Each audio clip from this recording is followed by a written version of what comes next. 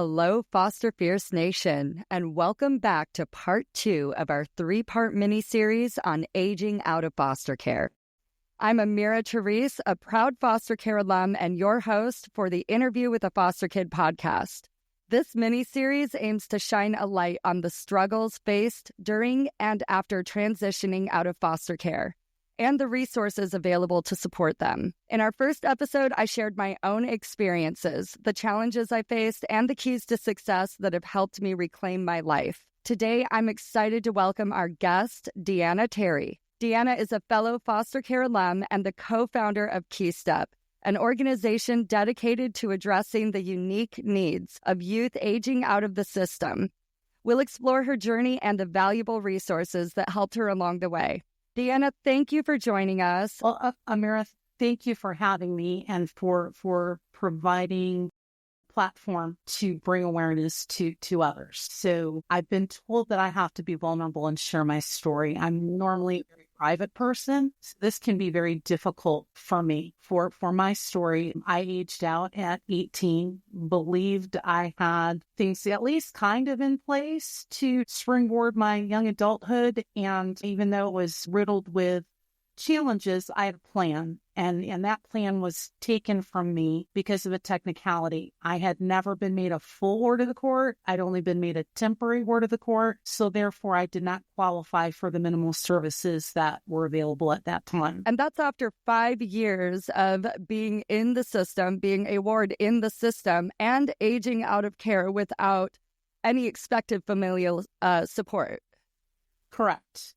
So because I was a temporary ward of the state, that also meant for college, they'd go by my father's income. So I had no way to continue in education. I had fought so hard just to try to get my diploma. All of that went away. I ended up leaving care homeless and pregnant.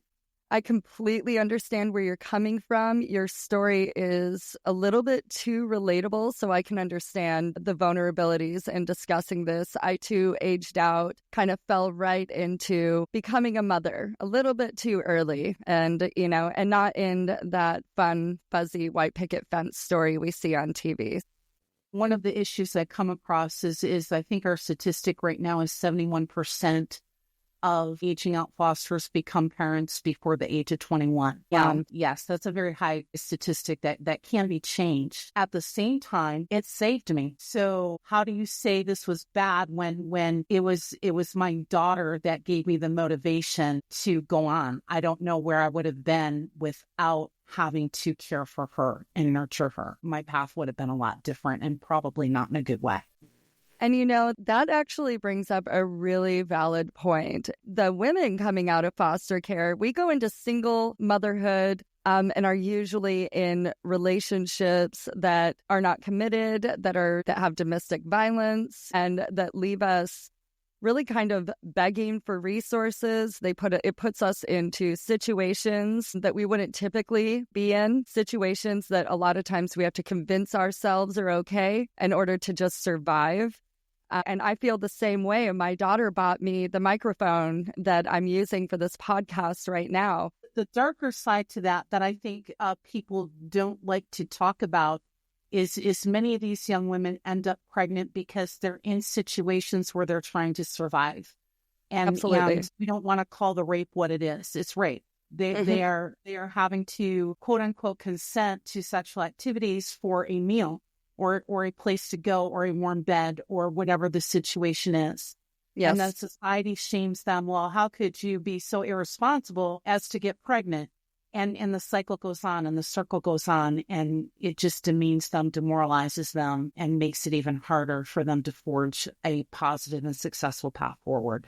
And it seems like a very comfortable place for us too, that place of shame. So it's very hard to break those cycles. It takes somebody very extraordinary, or like I like to say, the equal or greater force to knock us off our shame path. So when we, age out of care and we get right into a relationship or relationships with people that validate the shame that we're feeling instead of validating our value, it's really easy to get stuck in that loop again.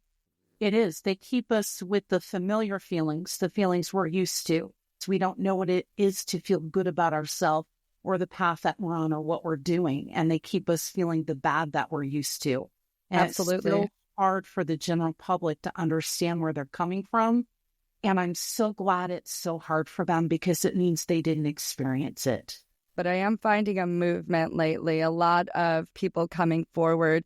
I know we're a little bit late to the game, but I think the internet game really changed our foster care community. Although not all the secrets are out there yet, you know, the body cams aren't on. Can't expect that in the homes, but there is a lot more coming forward. There's a lot more connection. There are places to go, places that you and I did not have in foster care.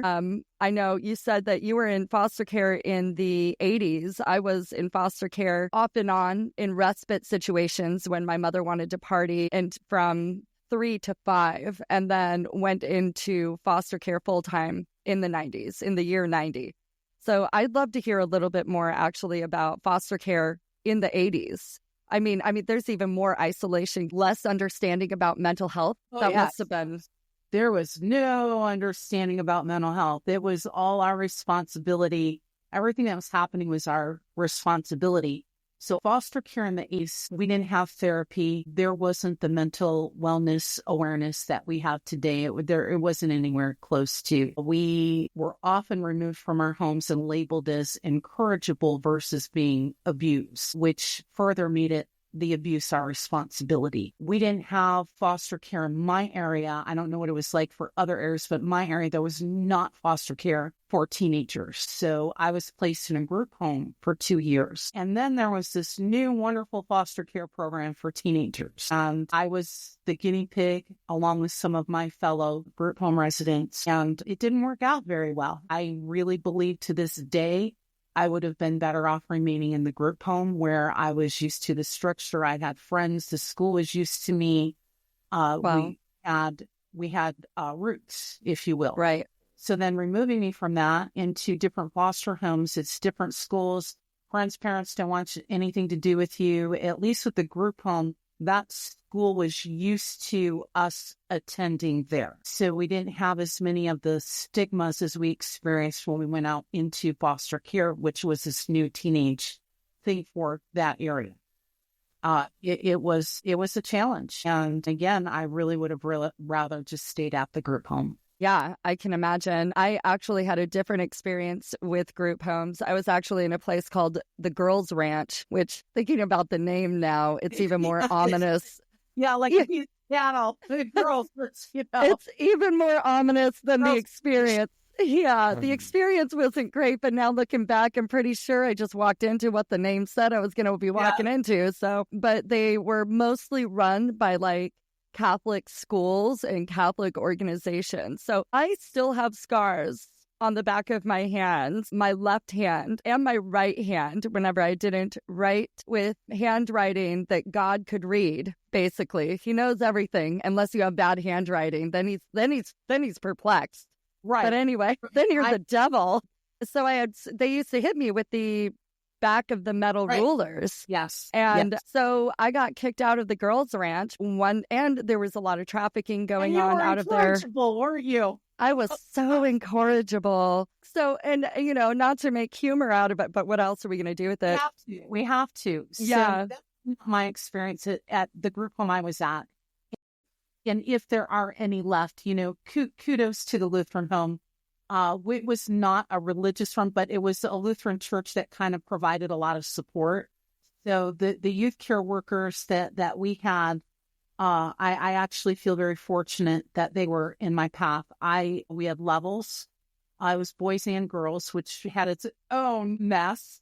Insane. Yeah. But they were good to me, and they did the best that they could with the knowledge we had at the time, right? I would have rages. That was my thing. I would go into these rages and I would just destroy rooms. And they would just like, all the kids and all the staff would just like, go away. They would just let me have my rage. And then one of the staff would come back in and start talking to me and help me clean it up. They held me accountable for the mess. Yeah.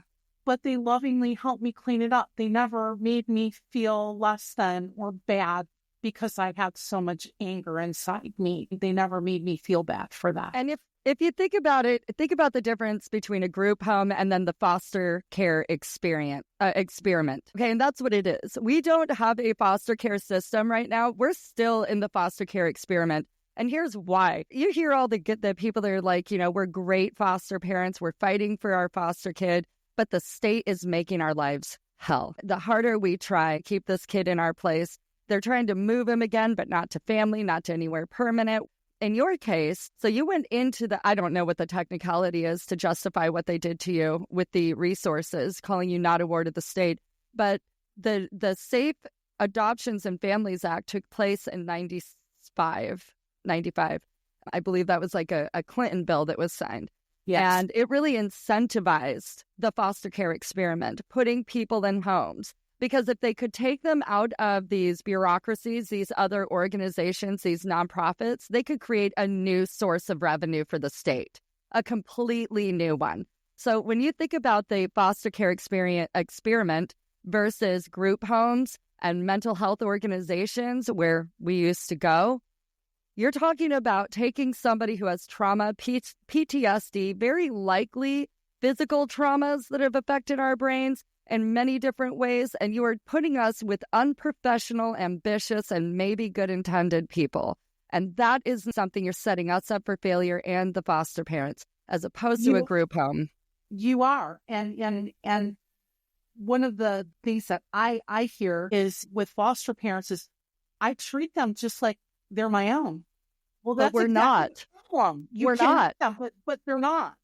You can love them like their own, but you can't treat them like your own because they're not going to respond the same way as a healthy child would be from a healthy environment. Well, and I also, on the foster kids' behalf, I would have to say a healthy response is not to completely lose hope for our family and pretend like this family is our family. This family is a placement that is supposed to be working on specific needs that we have intermittently.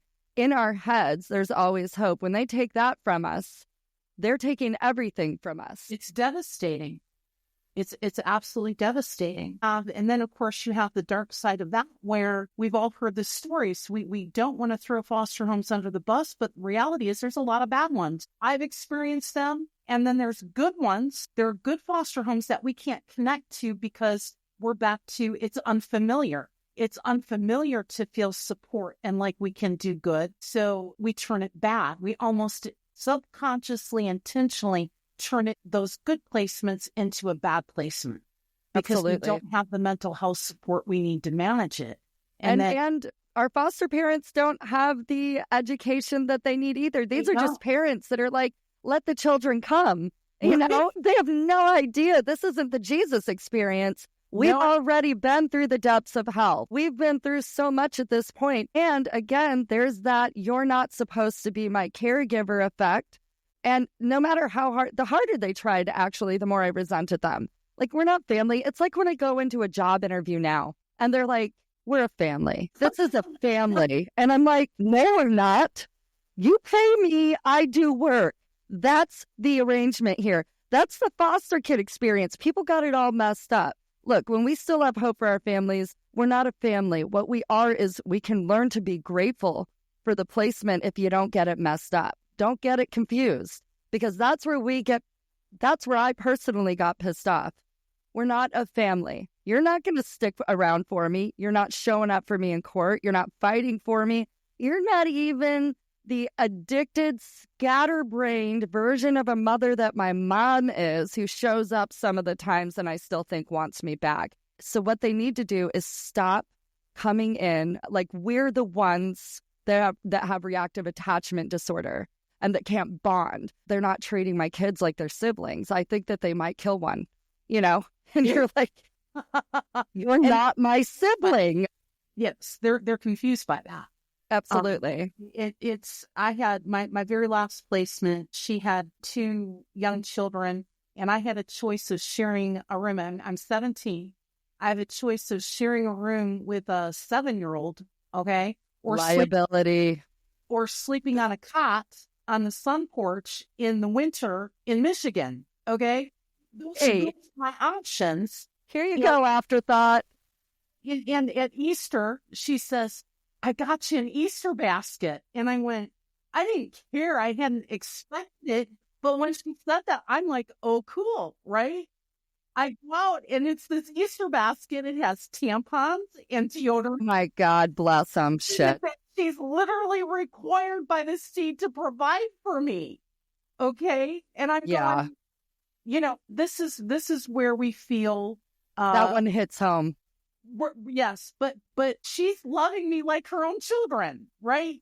I want to see the condoms in her son's Easter basket, and then let's talk about if you're loving me like your own children, okay? Yes. So those are we all have those experiences. We have the experiences of we have to use different food, different personal hygiene, different things than the other people in the family.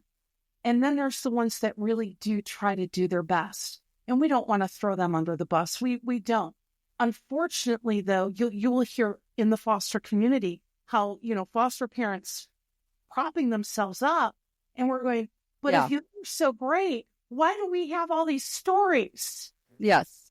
And another thing is, I agree with you. I don't want to throw all of them under the bus, but we cannot allow the bad ones to get on the bus with the good ones either. They got to stop hiding in the seats, because what they're doing is they're hearing these fluff pieces and they're hiding underneath them. They feel like heroes.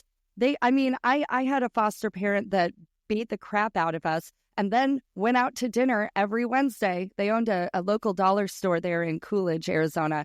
And every Wednesday they would go out to dinner and talk about, we would have to be there and talk about how great we were doing and how there was so many improvements. And oh my God, Amira over here, little Amy, they'd call me, oh, you've got it.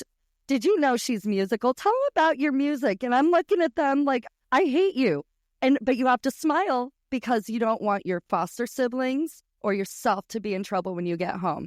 So you have to act at this dinner party like, yay. Do you see this ribbon in my hair?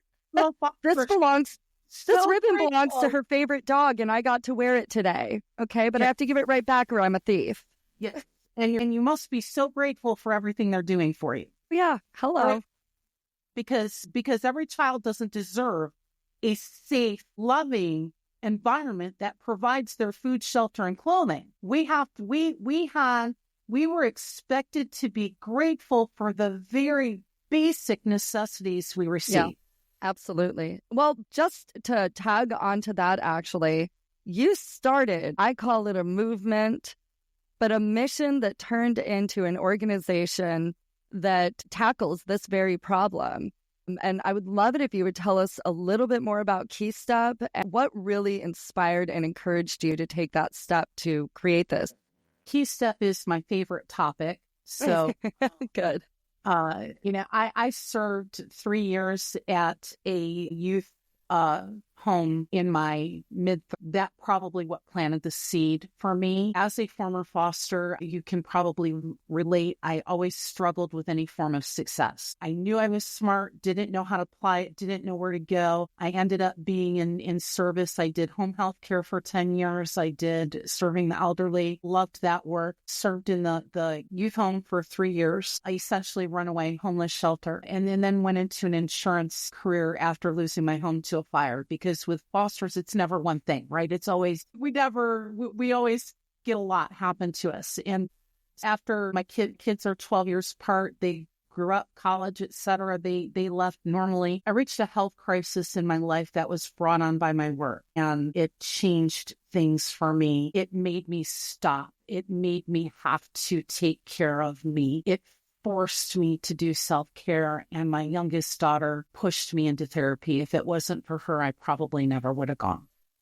Just the resistance. And as it got better and got stronger, life started to open up. And one of the things my therapist asked me in the beginning of my therapy is, if you won $1 million, if you won the lottery, what would you do with it? After you buy a house and, and I'm like, well, I already own a house, so we're good. My kids are can take care of themselves, I would help kids that, like I helped at the runaway shelter, that were going into adulthood. I didn't necessarily use the term transitioning, but the concept was the same. Fast forward 5 years after that, KeyStep was born out of a dinner date. I went on a dinner date with the right person. Hey, let me just interject here. I'm really happy to hear about a dinner date with a great outcome. It's been a while. I would have expected he has become my co-founder and my best friend. And it took some time before he presented this to me. I had told him my story, and he learned my history, which is rare for me too, especially on a first date. We'd been talking for some time before we actually met. Over the course of time, over about a 2-month period of time, he came to me and we had decided not to date. And he told me that he'd always wanted to start a foundation for aging out foster youth for his own reasons. He said that during our conversation, that first dinner, he had decided that he wanted me to develop and run the program. Wow. I started to cry. I would have cried. I'm going to cry right now. He has been able to remove the barriers that have always stopped me from doing more. And over the course of this last year and a half, I've created a business plan and budget, developed how I want the program to proceed. We agreed that we would dip my toes in and start with the pantry so that I could get adjusted, meet people, network, get used to this type of business is essentially what it is. I do have a small business, but it's nowhere at the level that this nonprofit is. But he filed for the nonprofit. He takes care of the bookkeeping. He takes care of so many things that leave me able to just really focus on the program. And on the mission. Correct. Yeah. He handles the attorneys. He handles all of that so that's the real work. That's such an amazing thing because you did not have it easy. It's not like you grew up knowing how to make healthy connections and, growing up knowing how to market yourself confidently. So I'm really interested in, a lot of people are like, okay, well, I don't have that. And it's like, but you're not coming from a place of somebody who had that, who innately had that. You're coming from the place of somebody who created that in her life, who created that entire scenario that brought this into our lives. Sometimes it's really just about opening up to the potential of our past, not excusing the traumas or the tragedies, but opening up to the potential of that being a successful part of our future. And then the right people, the right interests, the right hearts, the right money, the right people come in, and we end up finding the others the more honest we become with who we are. And that's kind of just something I grabbed onto because, when you said, I don't usually talk about it, we don't usually talk about these things. There is so much shame, learned shame, forced shame, and then a habit that shame becomes habit. And it's hard to open up. I hear you about the shame, but I'm not, for me personally, I'm past the shame. I'm not ashamed of where I was. My issue is how other people judge it. Right. So now all my neighbors know where I've been and where I've come from. And to some degree, they see this success story, look at this, she made it, but it didn't have to be that hard. Yes. And it didn't have to be that traumatic. And it didn't have to take me to 55 to be able to sit here and do these things with my life. Yeah. You could have done it much sooner. I understand that. And actually that, just based on what we had talked about before, that's kind of why you started this program. I mean, you started it to help people get that footing. And then also coming from the situation that you were in, where those resources were not available to you because of these little technicalities. And those resources could have really helped you out. So can you talk a little bit about how KeyStep was kind of developed out of that need in your own personal life? It was developed based on what do I think I would have needed in that time had it been available. And it's also been based on research today because obviously the 1980s is not the 2020s. No, nothing is. So I have to be very aware of what they need. But yes, it's generally based on what I would have needed. And I think what I would have needed first was to feel safe that my very basic needs were taken care of. Absolutely. Shampoo, food, deodorant, but we've included home essentials. We get some donations that are outside of that, which has been very helpful. Helps the kids feel important and valued and like the hard work that they're doing matters. I think part of the awareness is helping people understand that each youth comes from a different place. You have to meet them where they are at. So some have not graduated high school yet. Some have managed to start a college course. Some are working and not going to school at all. They're all in a different place. We cannot have the same expectations of each youth because of where they come from. Absolutely. We have to work with each youth where they are, incentivize them based on the spot that they are in at the moment. It might be for one youth, hey, look, if you go take care of this adult task that you need to do, that's going to earn you a trip to the pantry. I love that. Sometimes you have to do that to help them get, not that I'm going to let any of them go hungry, sure, but we want to help them. Hey, if you do this, you'll get a $25 gas fund. If you do this, just because they don't trust that we'll just give it to them for nothing, because it would, but they're not going to trust that right now. And we need them to be able to make steps into adulthood that are going to benefit, that we know are going to benefit them later on. And if I may, what you're creating and requiring these steps and giving these, and incentivizing things in this way is you're creating a sense of something that we as foster kids don't really have a lot of. We have a lot of responsibility growing up, but what we don't get looked at as people who are responsible.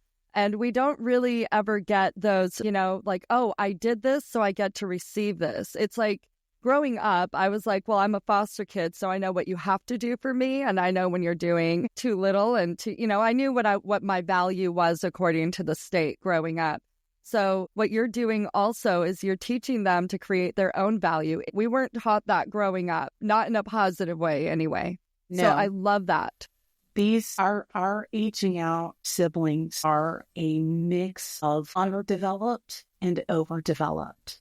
Yes. So I've got 40-year-old, 8-year-olds is what we have. Some of them don't have a good sense of money and how to budget or how to spend it. They haven't been in places where they've learned how to cook, or they only have the ability to eat out of a can.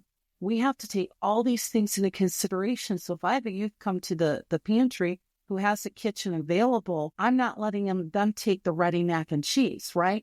So we have to take all, and they're so considerate. They are so considerate of their fellow former fosters that they really do only take what they need, and they're conscientious of, hey, I really don't need that right now. Somebody else might need it, or I can do this. They might not be able to do that. They're so hyper focused on it. It makes you cry. I know you were telling me about a story that I would just love for our audience to hear if you're comfortable telling it, just kind of about the personality of these people that go through your pantry. I know there was one about a boy that was just afraid to take too much food at one point. A young man. Yeah. Excuse me. A young man. Yes. That's okay. So I had a young man come through and there he was choosing food, and choice is we'll probably get to that later on, but choice is a big deal. So he's choosing food, and I'm having to help him section by section go and ask him, do you like this? He's going, I don't know. I'm going, well, this is a great way for you to take it and try to see if this is something you would like. We got to oatmeal, and he's like, yeah, I like oatmeal. Box of the little instant packets, and I handed him the box, and I'm going to cry. He went to open that box and take out a couple packets because he didn't think that he was deserving of a whole box of oatmeal. Yeah. And this is truly a great example of how they are. I'm really having to not make them isn't the right word, but I'm really having to very strongly encourage them to take things. For example, I have an overabundance of paper towels. Had a couple, we're okay. You have to take paper towels. It's a requirement today. You have to take them because I have too many. So you need to take them home. It's hard to get them to take things. They're also very amazed that everything's new. Yes. Then the expiration date has been checked and marked for everything. I actually really want to talk to you about, I was going to bring this up because I know a lot of places. Growing up, I went through all of the mobile pantries, the holiday personal hygiene trailers that we could go through with our grocery bag and fill up, and that was Christmas.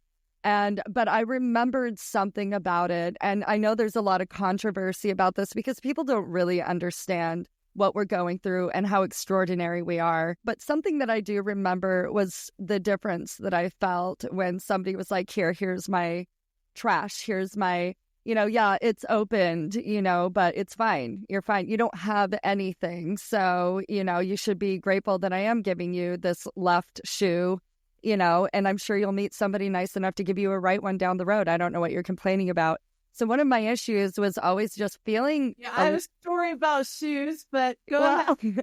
Well, I just always felt less valuable. I think they thought that I was not a foster child, but I was a drug-addicted beggar who was asking for too much when I just wanted a brand new pair of shoes and not one that somebody else had already taped the toe off of, So I'd love that you mentioned that. I'd love to hear more about your policies on that as well. Our policy is that we only accept new items and unexpired and unopened items. And that's awesome. There are many reasons for that. Of course, part of it is because we don't have the staff, the space to sanitize, inspect, and store items that people are dropping off that are used. We just don't. The deeper part of that is I'm not giving a kid a toaster that might crap out next week. When I very vividly, I think I had told you this story, I very vividly remember when I lived at the group home, we were so excited. They'd asked for our shoe sizes. We were going to get new shoes from this local shoe store. And we did. And they were one shoe. They had brought us the display models. And it was either a right shoe or a left shoe. There were no PRs. Wow. There were no, their tax write-off. They got their tax write-off. And those are the stories that we remember. Those are the things that what people, they always say they want to make a difference in our lives. And not everybody, but I hear it all the time. But then they also say, the things like, well, first of all, but the word foster to a lot of people is a swear that has lowered us to a different class level as well. So, I mean, I know I've known CASAs and people that work professionally now who have wanted to buy their foster kids a new pair of shoes. Yes. Or buy them something, and they're not allowed to. It goes against what they are allowed to do. So it's just weird how systemic that issue is. They didn't get in trouble for what they did to you. Your memory you will always have that. And I'm glad that it inspired you to do something so beautiful. But those are the memories they're giving children. And then they're expecting them to come out of foster care with all of the stability of somebody and mental balance of somebody who has had encouragement or has had value in themselves and has been treated like they have value by others. Well, what it just reinforces the message to them that they've been given their whole life. They're less than. They're not important. They don't matter. And here we have a group of people who are in their circumstance through zero fault of their own. Zero. They didn't make poor choices that got them there. Poor choices were made to them. They're navigating that. And then we're going to hand them a half-used container of something or clothes that they have to go through the pile and go, oh, well, I guess I'll wear this one even though it's a little big and I don't really like it. And, because at least it's available. And they're taught to be grateful for that. Having new things and having a choice in those things helps their self-esteem. It helps their sense of self-worth.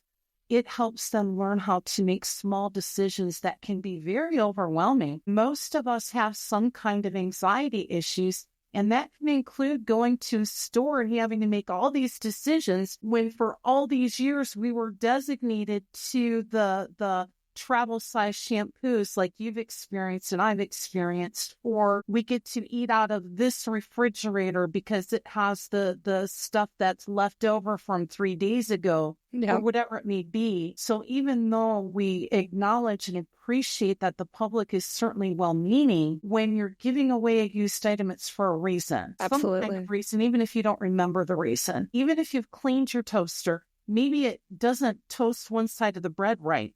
Maybe it will quit next week. Yeah. We need to make sure that they're already having a hard enough time getting a toaster. Let's make sure it's one that they're going to be able to use for a while. I love that, because another thing is another message that you're conveying to the shopper, I'll call our foster siblings going through your pantry, is quality.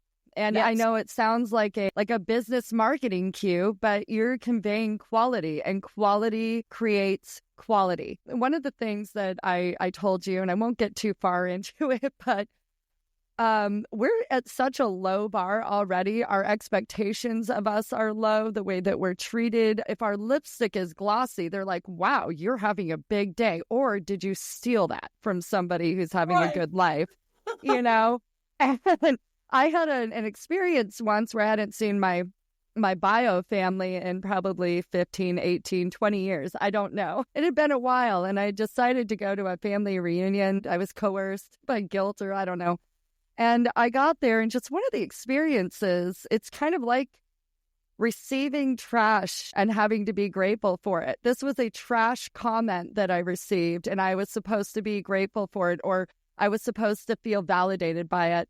And I had one of my relatives walk up to me and like, oh, my dear, oh, my God, look at you. And I had my family, you know, I was with the father of my kids at the time, tall, handsome guy, you know, my very cute, you know, great looking family here. So they're not looking, they're like, oh, my God. And she had to say the inside words out loud to me. And she said, look at you. I thought you would be a prostitute or on drugs or living in the streets. And look, I'm just so proud of you. Oh, my God, look at you. Look how put together you are. And I'm like, I'm waiting for the compliment, segment to start. Right. So, and it really kind of plays into this whole, well, I mean, come on, look at you. I'm glad that you're still on your own 2 feet, but you're not pissed off. I gave you a broken toaster. Elbows are so low. They don't even necessarily need to do it. Let's be, they're trying to be kind. They don't even mean to do it. Understood. Yeah. It's so hard to sort through all those things and try to figure out what is okay and what isn't. Mm-hmm. It's honestly just easier to say, hey, it just needs to be new. We just need to save our time.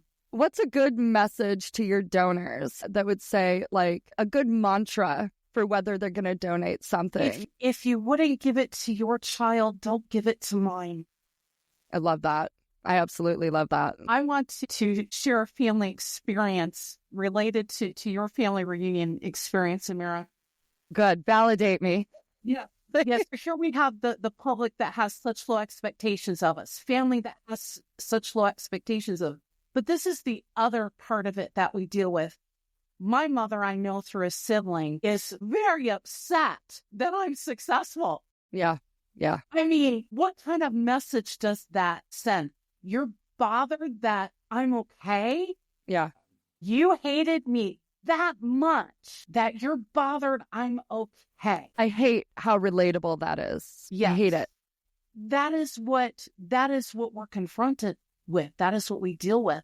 And then we get the people, when you do try to tell people, they go, oh, well, that's your mother, or that's your father, or that's your sibling, or that's your whoever. But you just have to love them, and you have to forgive them. And, there's good in them. I don't want to be part of that. Right. We need to start giving permission for fosters to not be in the toxic environments that they were pulled out of. Right.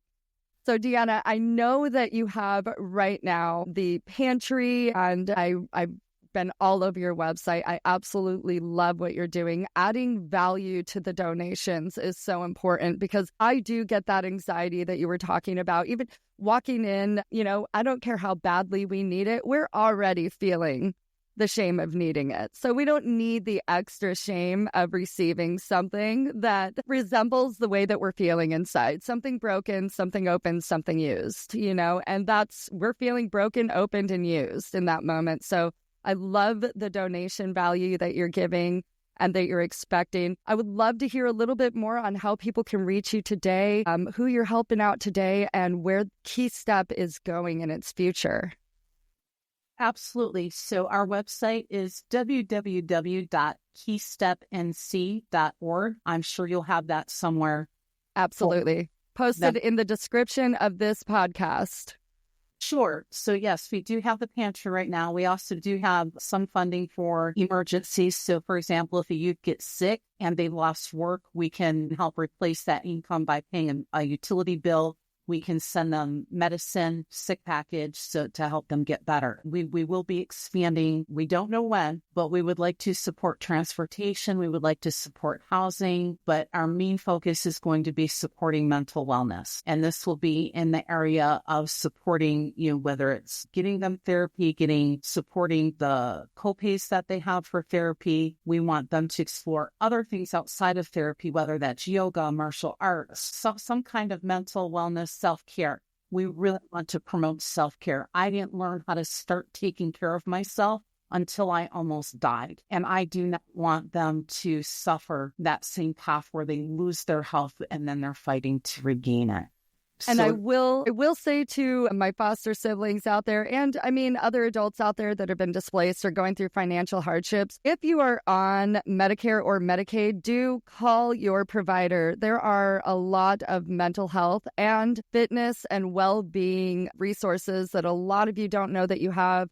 We're talking gym memberships, rides to and from the gym, things like that. And this, not just your, local homeless shelter or foster kid gym, okay? They have Planet Fitness in there, your local YMCA. So do call in.